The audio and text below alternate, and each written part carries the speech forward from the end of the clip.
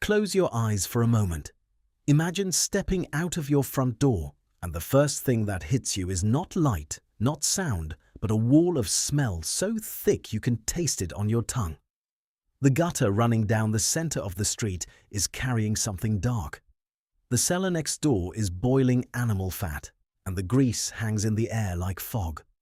Somewhere behind the churchyard wall, the ground itself is breathing out the dead. And beneath it all, drifting up from the river whenever the wind shifts, a smell so layered, so deep, so old that no single word in the English language can describe it. Nobody flinches, nobody covers their mouth. Because this is not a disaster. This is not a plague year. This is an ordinary morning. For 3 centuries, the people who lived under the crown breathed air that would make you physically sick today. Not because something had gone wrong, but because nothing had been done to fix what had always been wrong. The butchers dumped blood into the streets. The tanners soaked hides in human urine. The river that carried the city's sewage was the same river people drank from. And the crown, which could raise armies, rebuild churches, and redraw the map of the world, never once built a sewer. What London truly smelled like, and what those smells reveal about who the crown protected and who it abandoned, has never been properly told. Until tonight. Before we begin, if you want to understand what life really looked like beneath the crown, subscribe now. You will not regret it. Now, let's begin. You could smell London before you could see it. That is not a figure of speech. It is a documented fact, repeated by travelers across 3 centuries with a consistency that leaves no room for doubt. Men and women arriving from the countryside, from villages where the sharpest smell was manure and hay, described the approach to the capital as a physical experience, not a sight, not a sound. A thickening of the air itself, beginning several miles out, growing heavier with every step, until by the time you crossed through one of the city gates, you were breathing something that no longer felt like air at all. John Stowe knew this. He had walked every street in London, every lane, every alley, for decades. A tailor by trade and a historian by compulsion, Stowe spent the second half of his life compiling what would become his masterwork, a survey of London, published in 1598. It is one of the most detailed portraits of any city ever written. And what it describes, if you read carefully, is not a city that occasionally smelled bad. It is a city that was, in the most literal sense, rotting from the inside. Start with the ground. The streets of Tudor London were not paved in any way a modern person would recognize.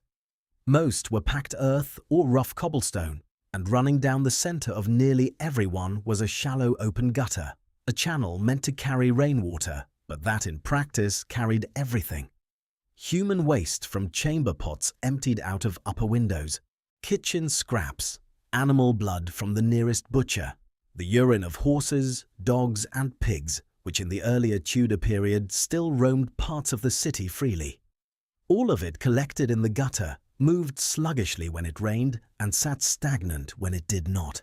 Now layer on the cesspits. Every household had one, a hole in the ground, sometimes lined with brick, usually not, where human waste accumulated until it was emptied by a night soil man.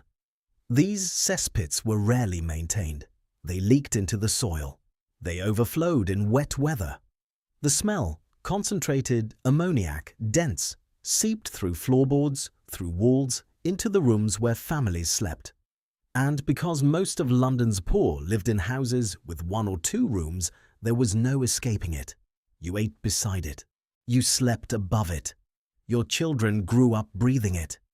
I have spent 15 years reading documents from this period, parish records, court complaints, city ordinances. And what strikes me is not the horror of the conditions. It is how ordinary they were. Nobody wrote about the smell of London the way you would describe a crisis. They wrote about it the way you describe weather. It was simply there, the background, the constant, the thing your nose stopped registering after the first week, because if it didn't, you could not function. But visitors noticed. They always noticed. Foreign ambassadors arriving at the Tudor court left accounts that described the smell of London with something close to disbelief.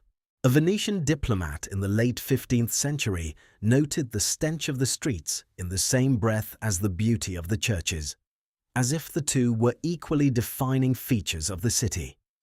A German traveller, several decades later, wrote that the air near the river was so foul he held a cloth soaked in vinegar to his face and still could not block it entirely.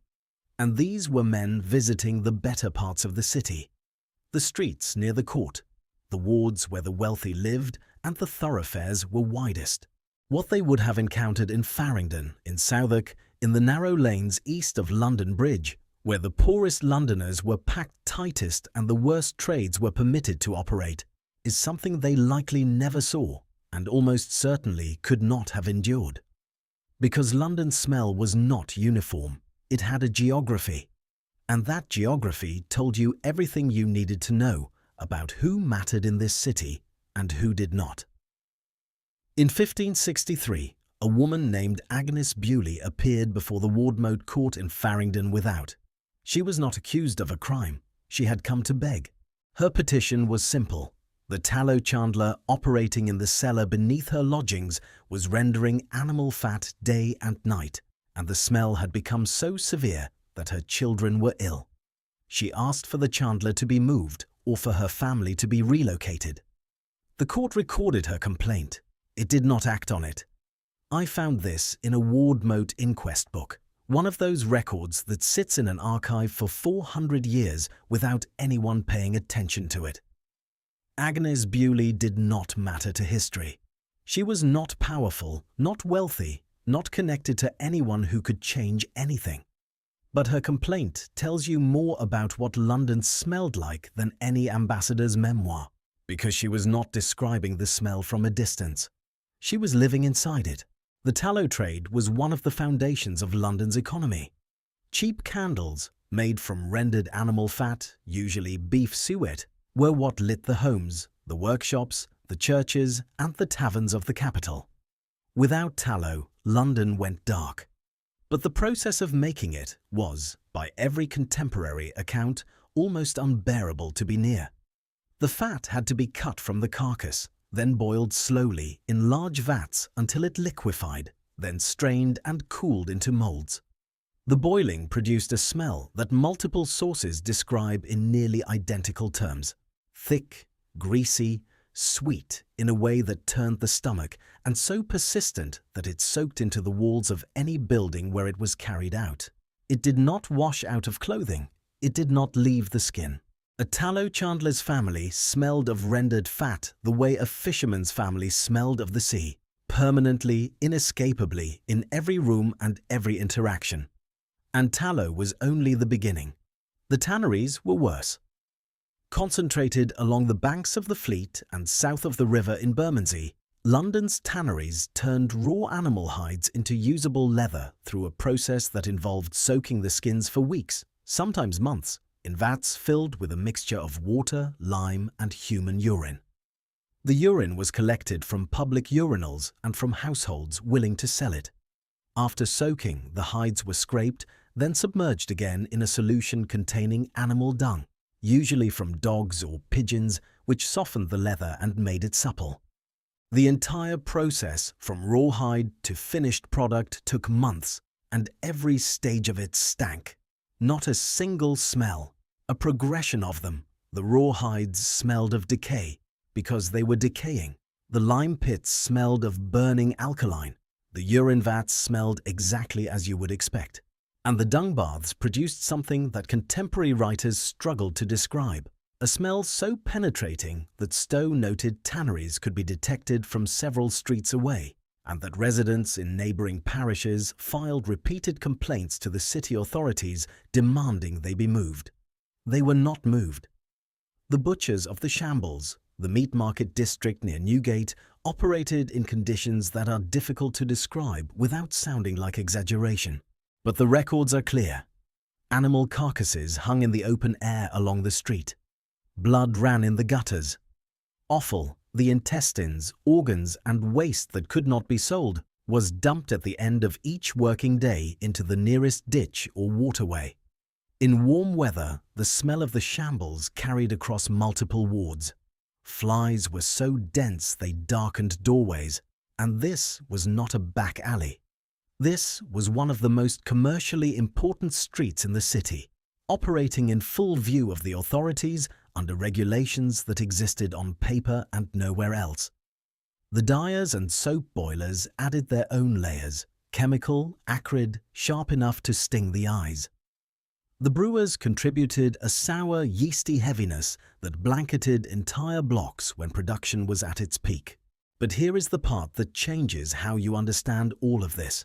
These trades were not randomly scattered across London.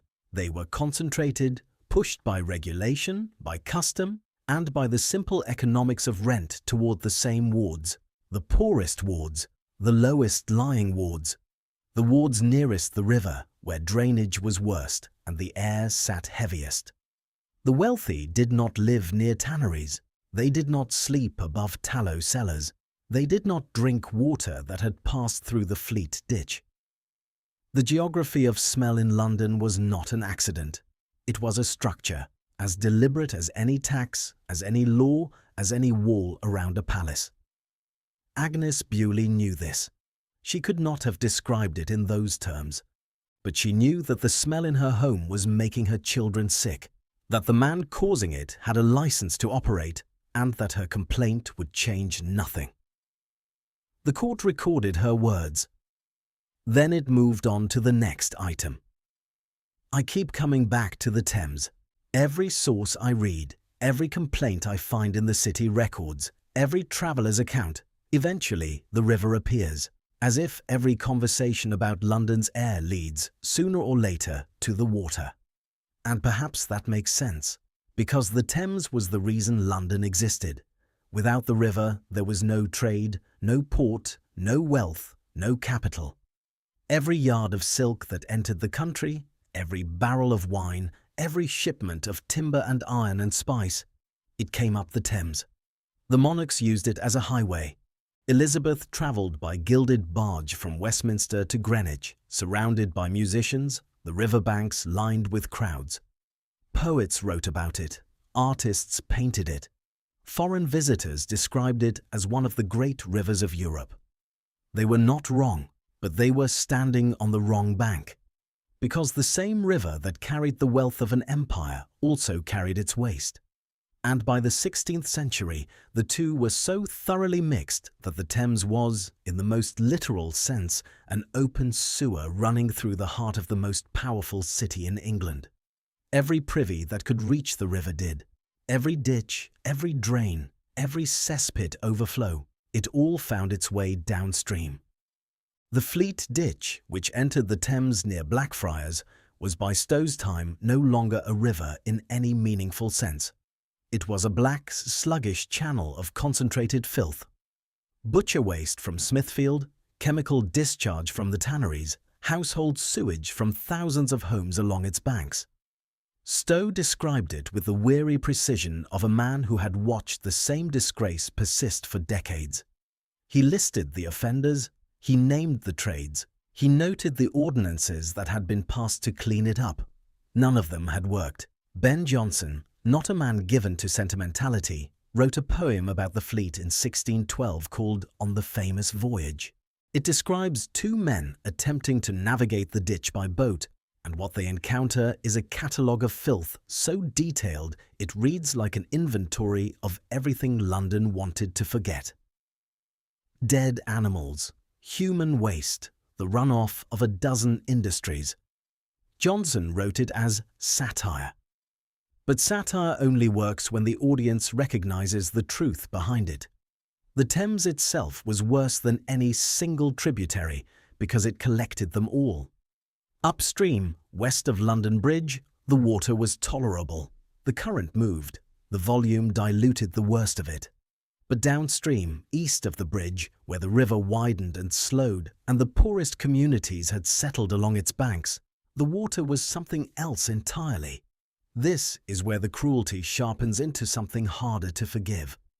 The wealthy did not drink from the Thames.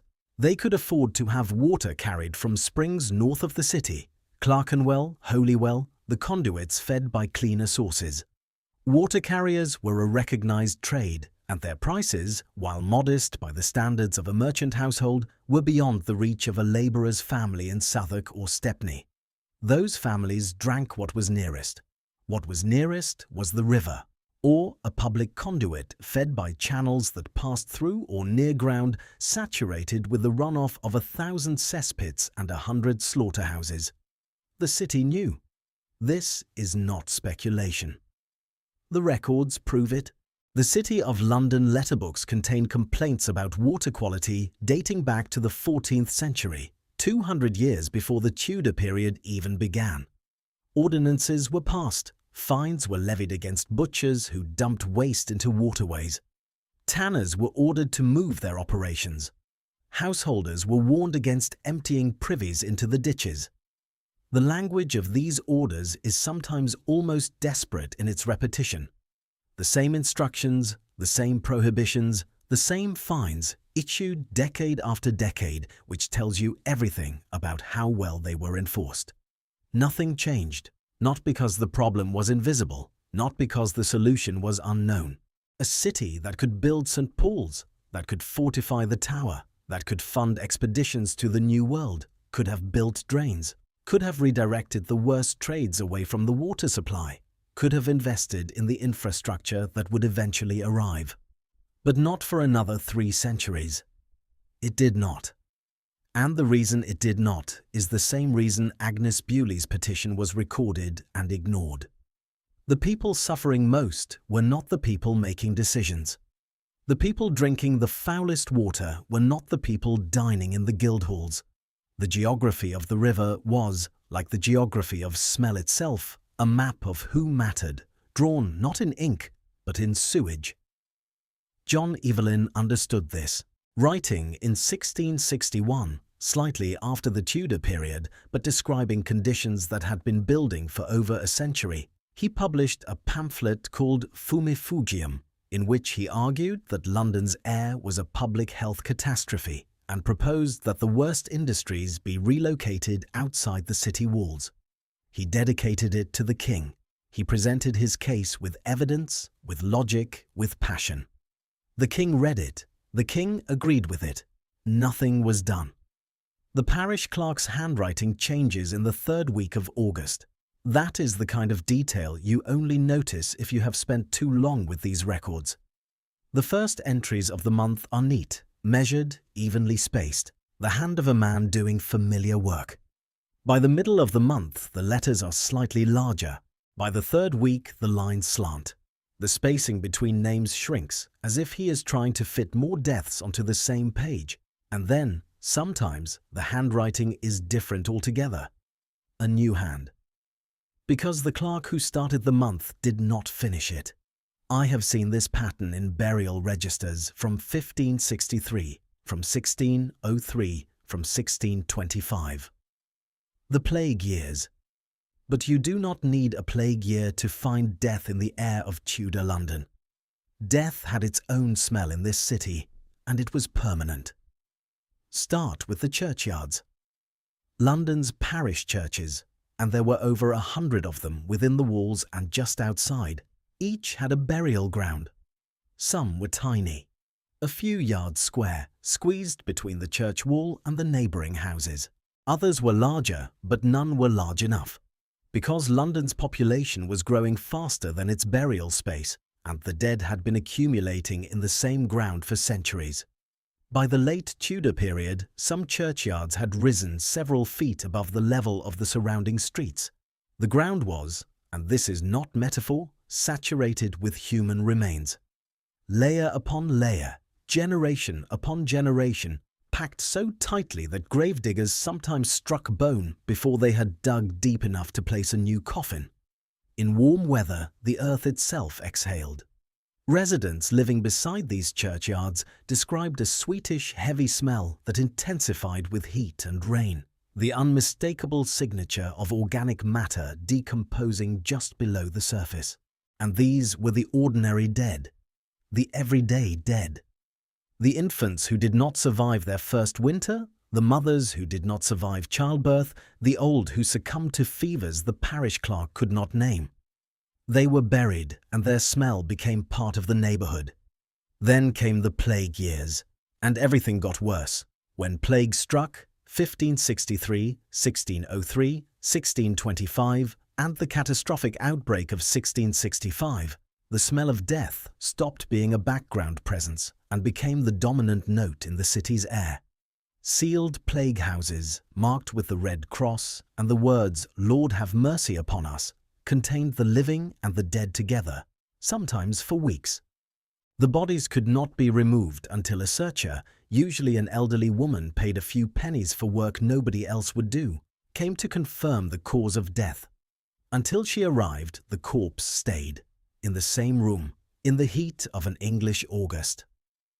Thomas Dekker, writing about the 1603 outbreak, described the smell escaping from these sealed houses through cracks in the walls, through the gaps around shuttered windows, drifting into the street where the watchman stood guard, not to help, but to ensure nobody left. Dekker was a playwright, not a physician, but his account has a sensory precision that clinical texts of the period lack entirely. He described a city where the smell preceded the dead cart through the streets at night, where you knew which houses held corpses before you saw the cross on the door, where the air itself had become a message, heavy, sweet, unmistakable, and every Londoner who breathed it understood what it was saying. But plague was episodic. It came in waves. Between outbreaks, the dead returned to their ordinary numbers and their ordinary churchyards, and the city carried on. What did not come in waves was the smell of execution.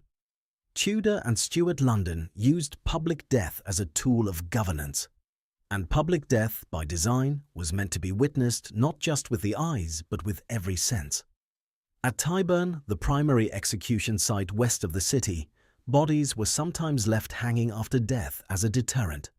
At London Bridge, the heads of traitors were mounted on pikes above the gatehouse, exposed to sun, rain, and wind until they were no longer recognizable as human. In the years of religious persecution under Henry VIII and Mary I, the burning of heretics at Smithfield produced a smell that multiple sources describe with a horror that centuries have not diminished, because the smell of burning human flesh is something the mind does not accommodate, does not normalize, does not file away as ordinary. And yet Londoners walked past Smithfield. They crossed London Bridge beneath the heads. They lived within sight of Tyburn. Not because they were indifferent, though perhaps some were, but because the Crown had designed a city in which death was visible, was present, was in the air. Obedience was maintained not only by law but by atmosphere, the smell of consequence. What does it do to a child who grows up beside a churchyard where the ground is swollen with the dead? Who passes beneath rotting heads on the way to market? Who breathes the air of a plague house sealed shut across the lane from her own door? The question sounds modern, but I don't know the answer. The records do not say. They record the deaths, the burials, the executions. They do not record what it felt like to breathe it all in. There was a word the Tudors used that we have mostly forgotten. Miasma. Bad air. Corrupted air. Air that had been poisoned by rot, by waste, by the invisible exhalations of disease and death. They believed, as physicians had believed since the ancient Greeks, that foul air was not merely unpleasant but dangerous, that the smell itself could kill. They were wrong about the mechanism. Diseases were not carried by smell. They were carried by water, by fleas, by lice, by the invisible organisms that no one in the 16th century had the tools to see. But they were right about something else, something the miasma theory captured without understanding why. The places that smelled worst were the places where people died most. The correlation was perfect. The explanation was wrong. The suffering was real. Parish burial registers prove it. Not dramatically, not in the spikes of plague years that fill the chronicles, but in the steady, grinding arithmetic of ordinary death. Wards closest to the Fleet Ditch, closest to the tanneries, closest to the river downstream of London Bridge, recorded consistently higher mortality than the wards on higher ground, with cleaner water, with fewer noxious trades. Infant mortality in Farringdon was not a crisis, it was a rate. A permanent, predictable rate that nobody treated as an emergency, because the children who died were not the children of anyone with the power to demand change. The wealthy understood the geography of survival, even if they could not explain it in modern terms. When plague struck, they left. When the air thickened in summer, they retreated to country estates, to houses upwind of the city, to any place where the air tasted different. Elizabeth moved her court at the first rumour of disease. Wealthy merchants shuttered their London houses and relocated their families until the danger passed. Physicians, the trained, expensive, qualified ones, went with them. The poor stayed. They always stayed. Not because they did not understand the danger, but because they had nowhere else to go. A labourer in Bermondsey could not relocate to the countryside when the tannery smell thickened in July. A widow in Aldgate could not send her children to a country estate when the churchyard beside her home began to exhale in the heat. The only defence available to ordinary Londoners was the same defence they used against everything else: endurance. Some carried herbs, rosemary, lavender, thyme, tucked into a pocket, held to the nose when passing the worst streets. Pomanders, small perforated balls filled with aromatic spices, were common among those who could afford them, which excluded most of the population. During plague years, bonfires of juniper and rosemary were lit in the streets on the theory that the aromatic smoke would purify the air. Vinegar-soaked cloths were pressed to the face. None of it worked. Not against the smell, and certainly not against the diseases the smell accompanied. For the poor, the honest answer was simpler and grimmer. You adapted. Your nose, that extraordinary instrument that had evolved to warn you of danger, of decay, of poison, was the first thing the city took from you. Within weeks of living in London, the background smell became invisible. You stopped registering the cesspit beneath your floor. You stopped noticing the gutter outside your door. The tallow chandler's grease, the tannery's acid bite, the river's thick presence on a south wind, all of it faded into the texture of daily life. Not because it was gone, because your mind could not afford to keep noticing it. And this is perhaps the most unsettling part of the story. Not the smells themselves, though they were staggering. Not the diseases they accompanied, though those killed tens of thousands. But the adaptation, the quiet, daily surrender of a sense that was trying to tell you something was wrong. The normalization of conditions that were, by any measure, destroying the health of an entire city's poorest residents. Stowe documented it. Evelyn argued against it. Johnson satirized it. Court after court recorded complaints, levied fines, passed ordinances. The words exist. The intention, on paper at least, existed. But the infrastructure never came. Not the sewers, not the clean water supply, not the relocation of the worst trades. Not the public health system that might have saved the children whose names fill the burial registers of Farringdon and Southwark and Stepney, entry after entry after entry, in handwriting that sometimes changes mid-page because the clerk recording the dead has become one of them. The Crown could do extraordinary things. It broke with Rome, it defeated the Armada, it built a navy that would eventually command every ocean on earth. It could reshape religion, redraw borders, and execute a king. It could not, or it would not, ensure that the people living in its capital could breathe without swallowing the filth of an entire city. Not because the problem was hidden, because the people who suffered were. A woman in Farringdon opens her window at dawn. The air that enters carries the fleet, the tanneries, the rendering cellars, the churchyard, the river. She does not flinch. She has never known anything different. She fills a cup of water from the nearest conduit, water that has passed through ground she cannot see and would not understand, and gives it to her child. The child drinks. The parish clerk will write his name in the register before the year is out. No cause of death, no explanation. Just a name, a date, and a ward.